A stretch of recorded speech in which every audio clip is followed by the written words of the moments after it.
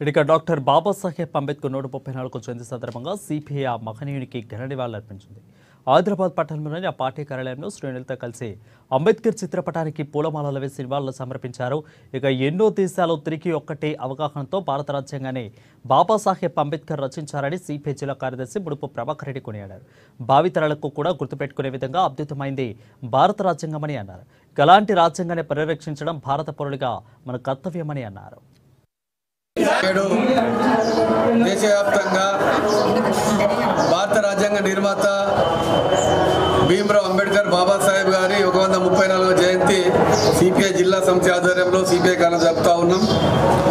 ముఖ్యంగా బాబాసాహెబ్ అంబేద్కర్ గారు భారతదేశం స్వతంత్రం వచ్చిన తర్వాత ఎంతో కష్టపడి ప్రపంచ దేశాలు తిరిగి అన్ని దేశాల రాజ్యాంగాన్ని క్రోడీకరించి మన భారతదేశంలో ఒక కమిటీతో చైర్మన్గా ఉండి బాబాసాహెబ్ అంబేద్కర్ గారు ఒక మంచి భారత రాజ్యాంగాన్ని రచించారు.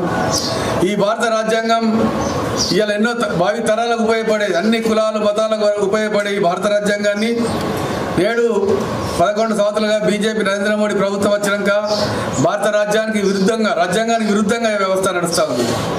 ఇలా స్వతంత్రం భారత రాజ్యాంగానికి విరుద్ధంగా నడిచేది కేవలం మతోన్మాదులే.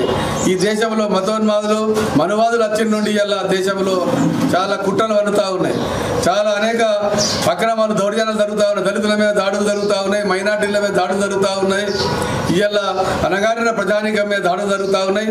అందుకే బాబాసాహెబ్ గారు సమానత్వం అని కోరిండు.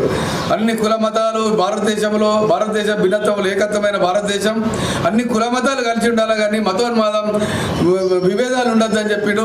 అయినా బీజేపీ ప్రభుత్వం వచ్చినాక ఈ కుట్రలు పడుతున్నాయి. కాబట్టి బాబాసాహెబ్ అంబేద్కర్ రాజ్యాంగాన్ని పటిష్టంగా ఉండి ఇంకా మరింత గట్టి కావాలని చెప్పేసి రాజ్యాంగం విరుద్ధంగా